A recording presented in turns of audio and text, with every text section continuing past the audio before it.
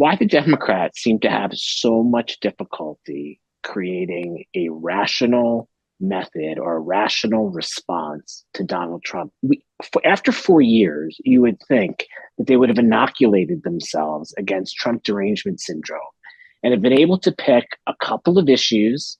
He just issued 100 executive orders. Okay.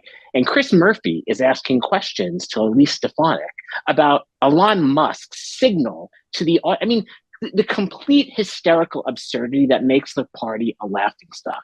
There are things about birthright citizenship. If you want to talk about January 6th, you could have talked about some of the most egregious examples, but there are a number of different policies where that the American people are not supportive of, that are clearly in excess of what the administration was given a mandate to do. And I can't understand why the party cannot put together a coherent and rational response to Trump that makes them seem like a legitimate and respectable governing alternative. Incredible question. Steve. It's a very good question.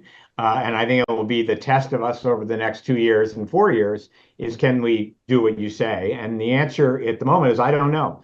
And I'm not, I think that one problem, and it's not excusing it, but the reality is, and I've seen this repeatedly, no matter who was president, D or R, when you're in the opposition, and you don't have the command of the presidency and the attention grabbing of the presidency, it's very hard when you know, House, Senate, lots of people, governors, like, who's your spokespeople? Can you get them all on the same page? Everybody has different, needs, wants, desires, hopes, dreams. It's hard. It's just very hard. And we do not have a natural leader at the moment.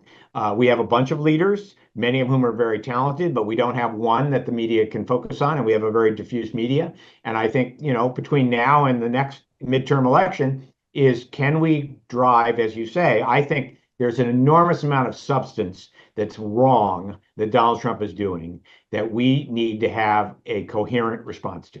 And there's just no question. And I agree with you about, and I've been a victim of this, I know victim's the wrong word, but this is my own fault too, and many of us, in that Trump gets you so spun up, he gets you so angry, and that you focus on, and he's a part of it is a strategy on his part to get you to focus on something that is not, in the end of the day, all that important, instead of focusing on the important policy choice he just made, which is terrible.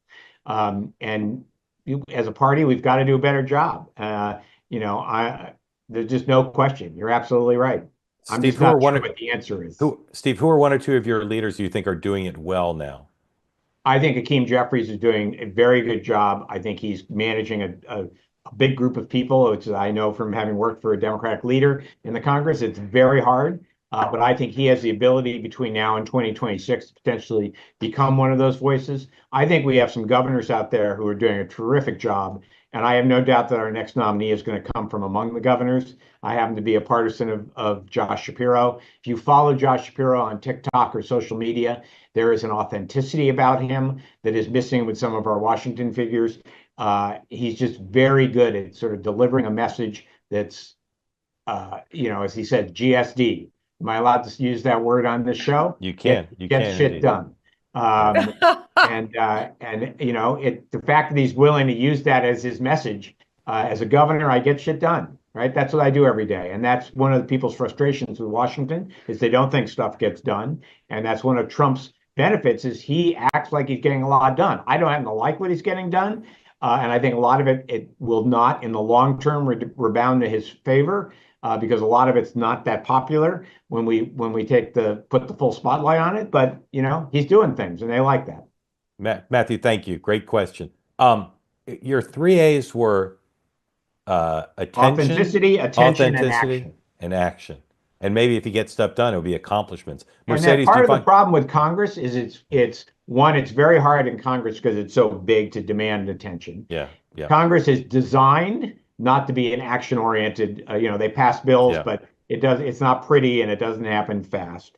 And too many of our members of both parties do not come across as authentic. And they need to spend less time listening to their staff and their consultants telling them what to say. And they need one of John Fetterman's big positives is he comes across as totally authentic. He's saying what he thinks. Maybe Steve- not the best dresser in the Senate, but Yeah. definitely authentic. Yeah. Another question for Steve, and then Mercedes, and bring somebody back in.